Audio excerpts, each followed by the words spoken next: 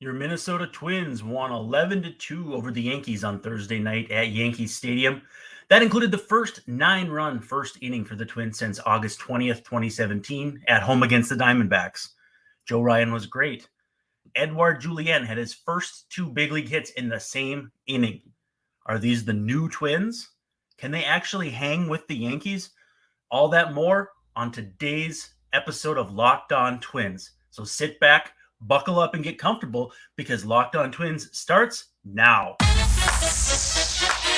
You are Locked On Twins, your daily Minnesota Twins podcast, part of the Locked On Podcast Network, your team every day.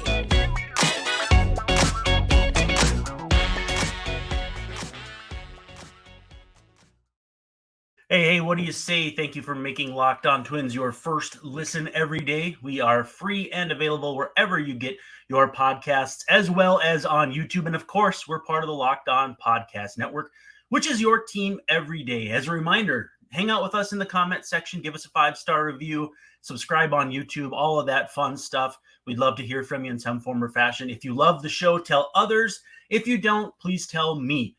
Secondly, though, if you have questions you'd like to have answered on the show, hit me up, Twitter, however, and let's have some fun. Also, check out today's Locked On Minnesota Roundtable as I joined Ron Johnson, Reggie Wilson, and Luke Inman to talk not only the Twins and their pitching staff, but the draft plans for the Minnesota Vikings and, of course, the Minnesota Timberwolves in a do-or-die game against the Oklahoma City Thunder tonight at Target Center. Now, before we get started, we got to give some love to our friends at Gametime. If you download the Gametime app, create an account, and use the code LOCKEDONMLB, you can get $20 off your first purchase. That's last-minute tickets, the lowest price guaranteed. So if you want to get out to Target Center and watch your Wolves, hopefully not only tonight, but into the playoffs, make sure you check out the Gametime app. Again, download the app, create an account, and use the code LOCKEDONMLB for $20 off your first purchase. And just to dive right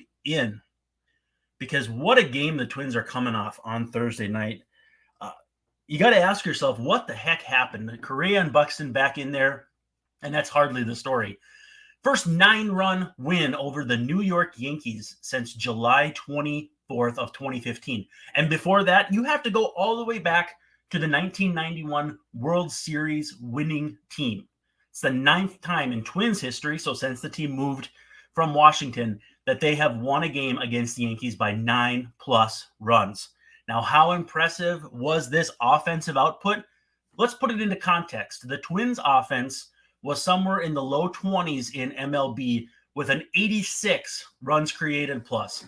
After one game, just one game, that mark jumped to 96 and a lot closer to middle of the pack. And if you're not familiar, basically that's an offensive statistic scale to 100 with each number or point above or below 100 representing a percentage point below average. So the Twins went from a well below average offense to a perfectly average offense or close to it with one absolute blow-up game.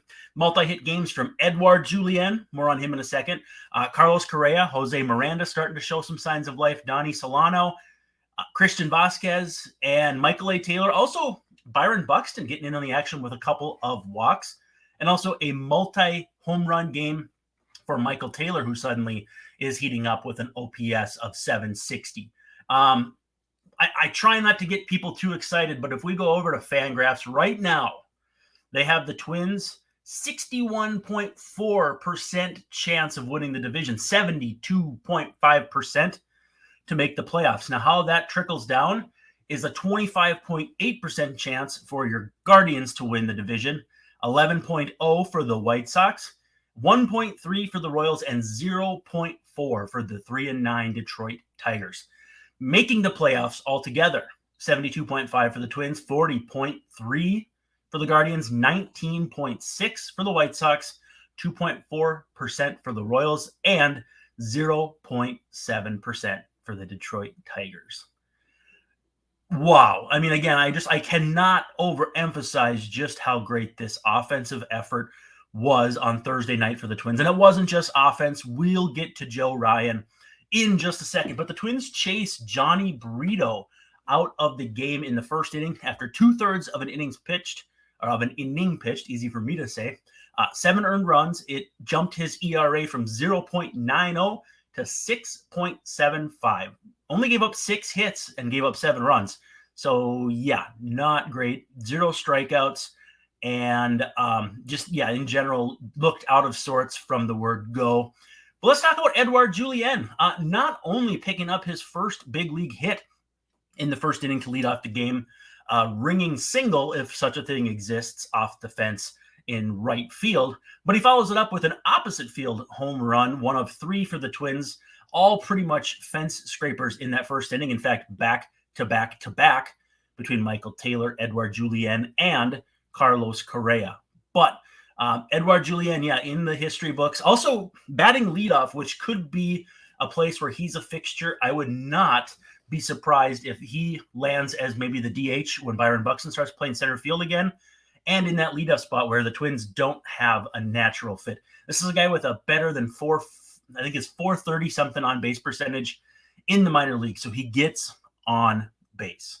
Now let's talk about Joe Ryan. Joe Ryan, 10 strikeouts in 7 innings. That is the 4th time that a Twins starting pitcher has posted 10-plus strikeouts in a game this year in 13 games. For context, last year in 162 games, Twins starters only did that 3 times, so they've already surpassed that mark. Twins 5-2 on the road. After Joe Ryan, Cole Sands does the thing with a couple innings of relief, gives up an earned run, but strikes out 2. He, for his reward, was sent to AAA St. Paul. We will have more on that too a little later in the show. Let's talk though about Joe Ryan so far in his MLB career. 35 starts. So if you assume 162 games, we'll pull up the calculator here, 162 over 5-man rotation, that's 32.4 starts a season with the modern 5-man rotation. Now, that's a little bit above where Ryan's a little above that with 35 career starts, but 18-9 with a 3.55 ERA, more than a strikeout per inning, and a 101 whip. Absolutely tremendous trade for the Twins. And no disrespect to Nelson Cruz, who's off to a decent start through 30 plate appearances with San Diego, a 920 OPS. But Nelson Cruz in 187 games between Tampa, the Nationals, and the Padres has a slash line of 235, 305, 380. So an absolute Twins fleecing. Now we can actually, the Twins also traded Calvin Fauché, who has pitched for the Rays a fair amount. He has a 4.50 ERA and a career big league ERA of 5.27 through 27 and a third innings. So we can't quite say much about him yet, but certainly not make or break from that trade. Excuse me, easy for me to say. Quick note before we head to break here. Colton Brewer, who came in relief for Johnny Brito, 4 earned runs in 3 1/3, soaked up 52 pitches, gave up 3 homers. He was designated for assignment earlier today, and the Yankees have brought up Greg Weissert, another pitcher, probably or hopefully to give them some length in the event that they need it behind Nestor Cortez today. All right, why don't we make sure that you stop throwing your money away? You can cancel your unwanted subscriptions and manage your expenses the easy way. Go to rocketmoney.com/lockedonMLB, and they will definitely help you out with a bunch of your expenses, your finances, your unwanted subscriptions. They track all of it, make it easy on you. Again, that's rocketmoney.com/lockedonMLB. Also, let's give some more love to Gametime. If you're trying to get to that Wolves game tonight, this is going to be your best option, especially with $20 off your first order. But it's not just sports games. It's also concerts and theater tickets. So download the Gametime app, just like I have. Create an account and use the code LOCKEDONMLB, and you'll get $20 off your first purchase. I can't imagine a better deal in tickets, and it's an absolutely great app. I would absolutely check it out, whether you want to go to see the Twins, see the Wild, see the Timberwolves, whoever you want to see coming up here, the Lynx, all kinds of fun stuff. Again, check them out on the Gametime app. All right, let's take a look into making our fans part of the show. I actually asked for a temperature check. The Twins were 8-4 when I asked. They're 9-4 now, so maybe some of these scores will skew a little bit higher. But I asked 1 to 100, how comfortable or confident are you feeling about the Minnesota Twins moving forward? Our pal Devlin Clark said 80. The pitching will regress, but the offense will improve, and the Twins are still the best team in the division. Devlin, I 100% agree. Excuse me. And I've been saying this offseason. The depth of this starting staff is going to be huge. I like the back end of the bullpen. Honestly, I think the front end of the bullpen, even with Cole Sands sent out, because I think they have a move waiting there as well. But I like the construction of this team. They have not only weathered the storm against Houston, and it seems like they might be able to against the Yankees, but they've done it with tons of injuries. Polanco, Kepler, Gallo, you name it, like 45-50% of their starting offense is on the injured list, and it's only going to get better offensively when guys like that come back. You got guys like Alex Kirilloff on a rehab, Jorge Polanco on a rehab, Joey Gallo is going to get some plate appearances. It sounds like with the St. Paul Saints, though that is not official as yet. I really like where this team is sitting right now, and I really like the direction that they're trending. All right, another answer. JD Cameron said they're 8-4, which again, they were 8-4 at the time. So he said 84 for his 1 to 100 rating. For real though, offense will trend up soon, and there's some general progress on the injury front. We covered a lot of that. Excuse me. But yeah, I totally agree with JD. Minnesota Twin Pinion says 88, solid B+. This team is showing its floor without a functioning, productive Correa, who did homer after that tweet came through. So nice job there. But Polanco, AK, Gallo, Kepler, and Miranda. Miranda 2 hits. So maybe this Minnesota Twin Pinions has the magic touch here. But pitching depth is best in the Falvine regime, and we're knocking on wood that it stays that way. Chris Wexler says 75. He still has the hope of a new year. He's excited about the pitching, but worried about how the Twins are going to score. Well, Chris, they went out and did it on Thursday. We'll see if they can keep that up. Mike the Scolger says 84. He says the team feels like last year, but with rock-solid pitching. Finding a way to win without huge offensive explosions. Again, he's too excited for the returns of Jorge Polanco and Alex Kirilloff.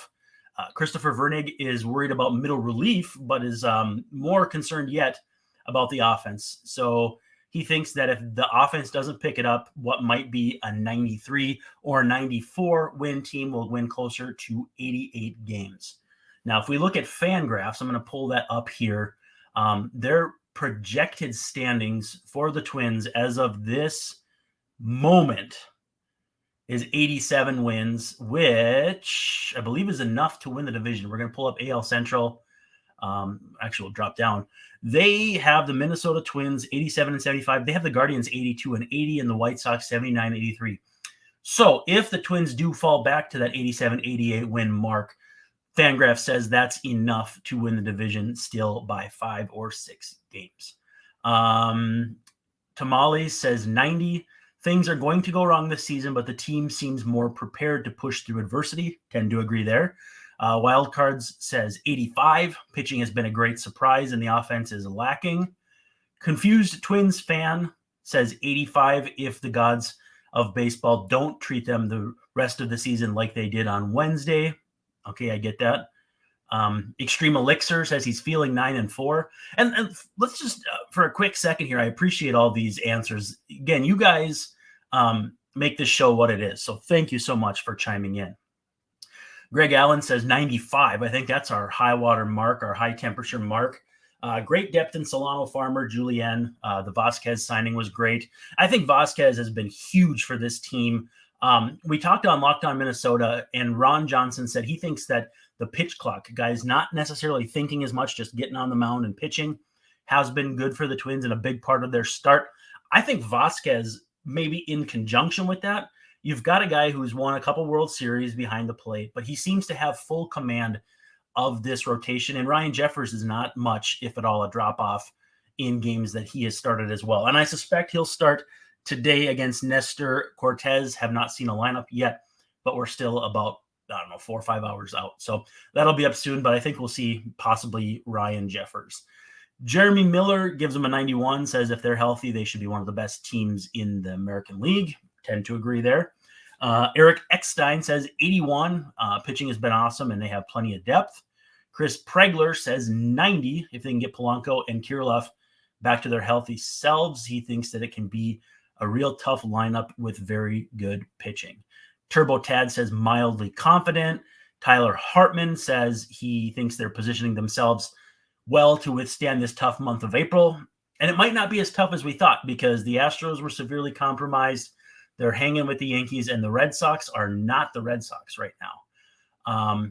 Minnesota Twins Kevin says 80. Random Twitter user says 90. Ballpark Fantasy gets real granular, 73.9. Good friend Wade Mobley says 65. We'll just run through a couple more of these. Connor Jones says an 82. Our friend Woody says he's ready to be hurt again. We have a lot of 69 answers, which I appreciate, but that's certainly the juvenile in me. And then Aaron Weiland says 90 for the pitching, 60 for the hitting, and overall about 80. So he thinks the pitching will regress, but it's very solid. Every pitcher besides Giovanni Moran has met his standards or expectations. Offense is encouraging with Larnach and Solano, but Miranda and Gordon taking a step back. And then defense, otherwise solid, especially in the outfield with Michael A. Taylor as an addition. Trevor Larnach seems to be still pretty good, maybe not to the level he was last season when he kind of had a pop-up season, but all in all, doing a pretty good job out there. Let's have a look at our sponsor, Ultimate Pro Baseball GM, another fun little thing that we are partnered with. If you want to download the game, go on your app store and look for Ultimate Pro Baseball GM, or just download it via probaseballgm.com. And if you put in the promo code Locked On, all caps, one word, you will get 100% free boost to your franchise. So go in the game store, do that, use the code Locked On, just Locked On, all one word, in all caps, and you will get 100% free bonus. No strings attached, and have some fun. All right, what's up next for your Minnesota Twins? First of all, if you missed it, Kyle Garlick is up. Gilberto Celestino goes to the 60-day injured list to make room on the 40-man roster for Garlick. Louis Varland is up to make the start, pushing back a few different guys, including Kenta Maeda is the big one. He's going to probably start the first game of the National Series when the Twins come back home. So Varland is up. Cole Sands is down. What I'm curious about there is if Varland gets shipped back to St. Paul, if that means the Twins think Josh Winder is ready to come up and help this team, because it's going to be, I think it's 10 days before they could bring back Sands, and they're going to have to bring back somebody. So I think Winder, who has thrown 3 innings at Fort Myers, has looked pretty good doing it. 2 appearances, might be getting close with his shoulder thing. So to me, that's the natural move. But again, too, maybe they have other ideas. But in the meantime, I think that's what's going to happen. Louis Varland, 1 start with St. Paul, has not pitched since April 7th. So he has been well rested. He hasn't pitched in about a week. In fact, technically, literally a week. 1 start against the Iowa Cubs, 9 strikeouts in 5 innings. So he's looked very impressive in a small sample size. But this is even more impressive. In 5 AAA starts, he has a 1.71 ERA, 12.3 strikeouts per 9, just 1.4 walks, and a 0.87 whip. So he's been absolutely terrific in a minuscule sample size at St. Paul. Certainly some comfortability at St. Paul because he went to college and grew up there, but he has looked absolutely terrific, a wonderful pop-up prospect for this team. Now, you may ask yourself, why not Bailey Ober? Because Bailey Ober seemed to be the last quote-unquote cut out of spring training. Well, he started Wednesday, and the Twins weren't really thinking they would be making a change up to the rotation order, at least in terms of skipping Ober's AAA start to bring him up here. And so in that respect, you get a well-rested Varland to come up here and take care of business, knock on wood, hopefully against Nestor Cortez. So the Twins will skip Kenta Maeda, who, like I said, will probably get the Nationals when the Twins return. Nationals, one of the very worst teams in baseball. Nice little break for Maeda, not only before that, but not that big of a test against the Nationals. I mean, you still got to show up. And then to Max Kepler, maybe on his way back as soon as this weekend. So we'll keep an eye on that. Obviously, we expect the other shoe to drop to be Matt Wallner in that respect. So we got Louis Varland against Nestor Cortez. And then the rest of the series lines up like this. Tyler Mahle against Domingo Germán. We've got Pablo Lopez against Garrett Cole. And we thought they might miss Cole because the way that the roster resource had the rotation structured looked like Cole was going to start the next series. But he sneaks in there for a dynamite finale to the series on Sunday. On Monday, the Twins are off, and then it's 3 with the Red Sox. And as I noted before, these are not the Red Sox that you are expecting or remembering from years gone by. Only team in Major League Baseball they are with 0 quality starts. 6.71 ERA from their starting rotation, which is the 3rd worst in baseball, and a 909 OPS against, which is 2nd worst in baseball. So if the Twins can make positive gains here against the Yankees and go into Boston and take care of business just like Tampa Bay did, the Twins should be riding fairly high coming back home to take on the woebegone Nationals starting midweek next week. So that's all we have for you today. Again, did that Yankees game really happen? I still find myself in disbelief that the Twins did what they did to the Yankees. An 11-2 win. Joe Ryan, absolutely fabulous. Multi-hit games from 6 players, emptied out the bench, Rocco Baldelli did, and only 4 hits between Joe Ryan and Cole Sands. And again, for his efforts, Cole Sands sent back to St. Paul to make room for Louis Varland. So Varland gets the ball against Nestor Cortez, the crafty lefty for the Yankees. And so the 9-4 Twins taking on the 8-5 Yankees. You can look for that one at 6:05 this evening in the Bronx. So with that said, that's all we have for you today before we split on this edition of Locked On Twins. Thank you for making us your first listen every day, and thank you for being an everyday listener. If you are looking for a second listen, we'd love to have you check out Locked On Fantasy Baseball. You can win your league listening to Matt and Dom every day as they run you through the waiver wire, just general pickups in general. And in general, I said that twice.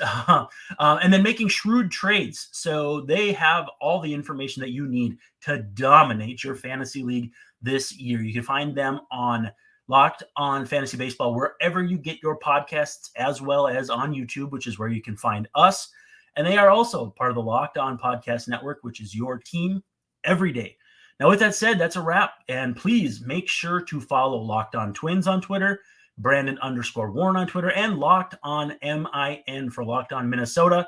I appeared on their roundtable discussion this morning, which you can also find anywhere you get podcasts, and Locked On Minnesota on YouTube. Make sure you give us a 5-star review, check out a subscription, like us, any of those things that give us positive feedback. We'd love to have from you. If you like the show, tell other people. If you don't like it, tell us. Now, with that said, this is Brandon Warren signing off, saying thank you so much for hanging out with Locked On Twins, and we'll see you next time.